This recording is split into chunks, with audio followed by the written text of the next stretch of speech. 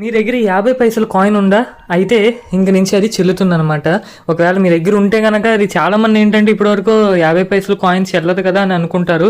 So చాలామంది దగ్గర అది ఉంటుంది కూడా, దాచుకుంటారు. అది ఓల్డ్ కాయిన్ బాగా వాల్యూ చేస్తుంది.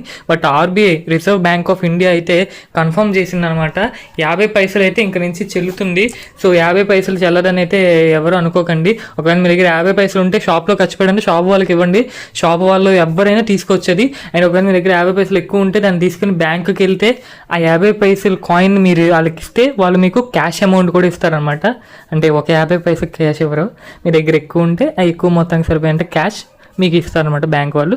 లేదంటే మీరు షాప్స్లో బయట కూడా మీకు ఎప్పుడైనా 50 పైసలు లైక్ చాక్లెట్ 10 రూపాయ చాక్లెట్స్ అంటే 10 రూపాయ కాదు, బట్ ఏదో ఒకటి దేనికైనా వాడుకోవచ్చు, అది మీ ఇష్టం అనమాట. But the matter is RBI confirm చేసింది, మళ్ళీ అఫీషియల్గా ఎప్పుడో చేసింది, ఇప్పుడు మళ్ళీ చేస్తుంది. 10 రూపాయల బిల్ల, 20 రూపాయల బిల్ల, రూపాయి బిల్ల, ఈ 2 రూపాయల బిల్ల అట్ ది సేమ్ టైం 50 పైసల బిల్ల కూడా చెల్లుతుంది.